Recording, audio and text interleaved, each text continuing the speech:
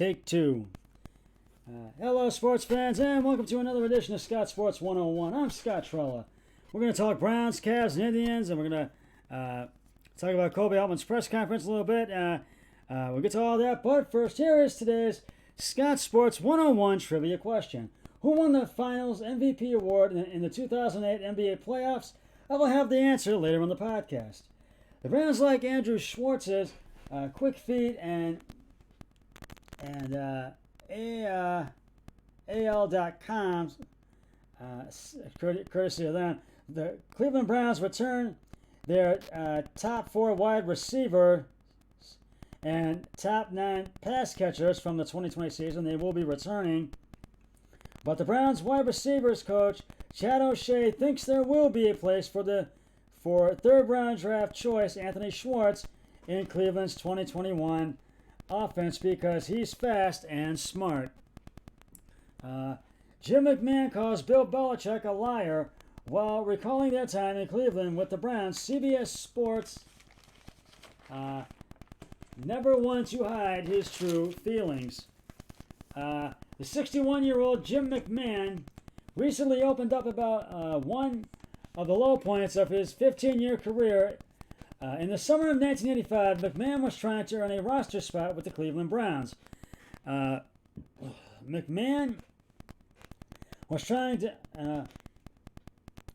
said that upon his release, then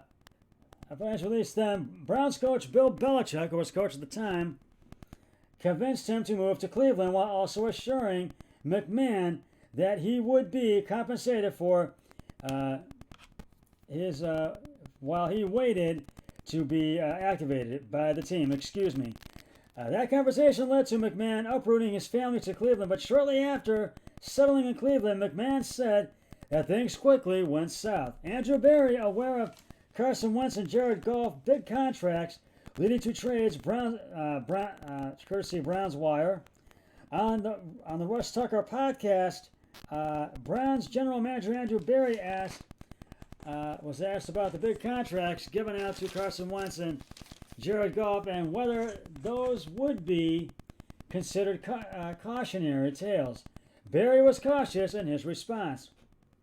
Bedore made image on the Cleveland Browns, The Spun, which is a podcast. After years of NFL mediocrity, the Cleveland Browns finally notched their first playoff appearances in over 18 years during the 2020 season, with Baker Mayfield coming into his own as a talented leader for the team's potent offense. The once abysmal franchise seems to have turned a corner towards a new era of football success. But one bold sports bettor apparently decided it was time for the Browns to return to their old ways. And the sports bettor who said that, you're wrong. The Browns are very proud of themselves. They got some great draft picks, and they got an A+ for that draft, and they are going to be good no matter what. And they're going to go further in the playoffs than what they did last year. So you are wrong. Patriots have had eternal discussions of acquiring Falcons wide receiver Julio Jones, says NFL.com. The Falcons have been listening to trade offers on Julio Jones for some time. Count the Patriots among the kicking tires on acquiring the personal Pro Bowl wide receiver. New England has eternal discussions about Jones. NFL Network's Mike Giardi reported after a workout push, NFL players union feels, said the New York Times, union leadership had led a charge for players to work out on their own, but when the Broncos, cut a player after a season-ending injury, tensions over the effort were revealed. Ex-Eagles coach Eugene Chung says NFL team told him he was not the right minority in a job interview. Yahoo News, that's courtesy Yahoo News. Eugene Chung has a decade of coaching experience a Super Bowl ring and years of experience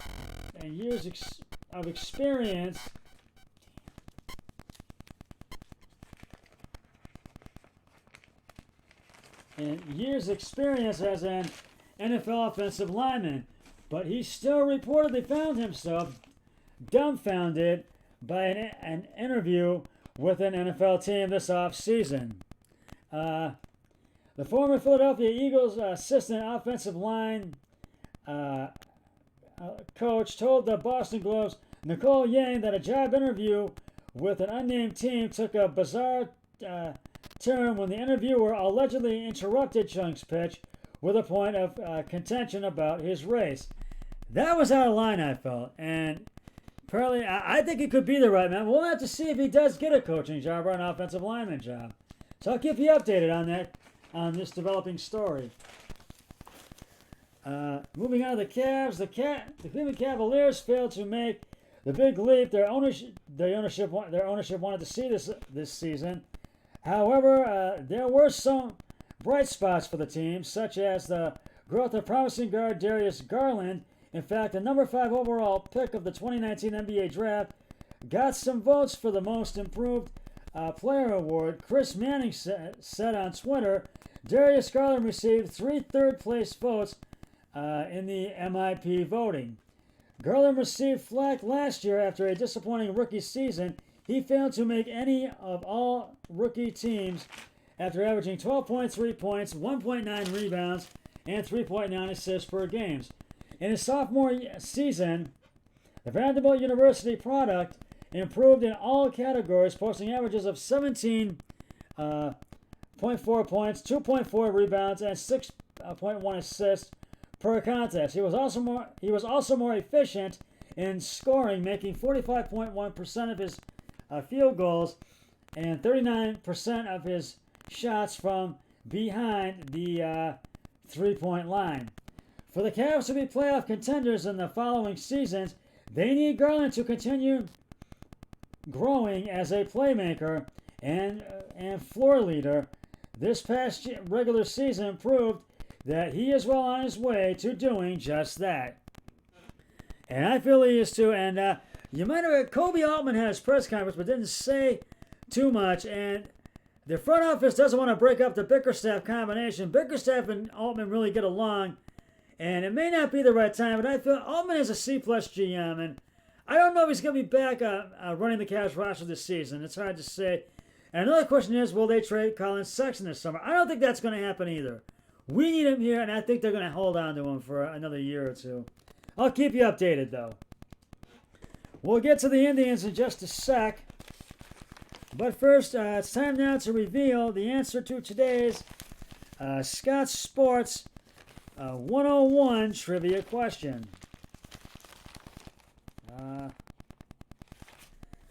Who won the NBA Finals MVP award in the 2008 NBA Finals? Playoffs, excuse me. And if you said Paul Pierce, you are correct. Paul Pierce, in his first ever NBA Finals appearance, led the Boston Celtics to the championship against the LA Lakers on April 2nd in their first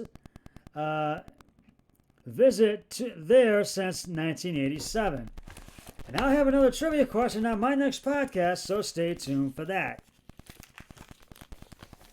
The Tribe got pounded by the Toronto Blue Jays 11-2 at Progressive Field.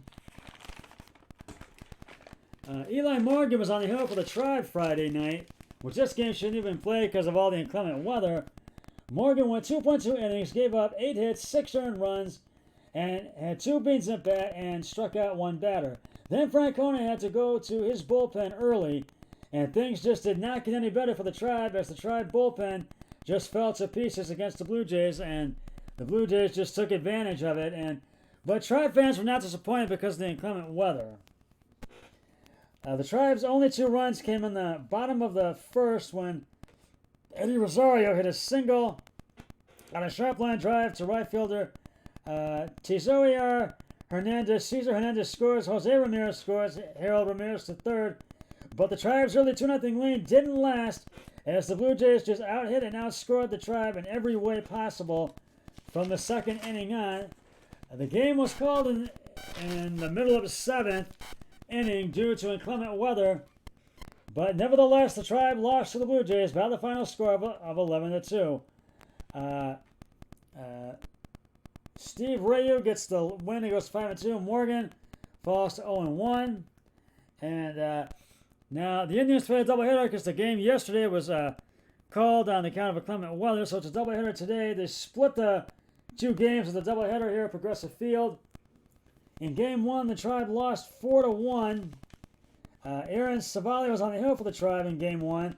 Savali went 6 innings, gave up 10 hits, 4 earned runs, had 1 bean at bat, and struck out 1 batter. Then the bullpen took over. Phil Manton came on in the 7th. He had 1 bean at bat and struck out 2 batters, but was not able to get the job done. The Tribe's only run came on the 5th from Josh Naylor, who homered on a line drive to center field. But things just got worse for the Tribe, and the Tribe was not able to battle back in this one. Ross Stripling gets the win, and he goes to 1-3. Aaron Savali the loss. He falls to 7-2, and I think it's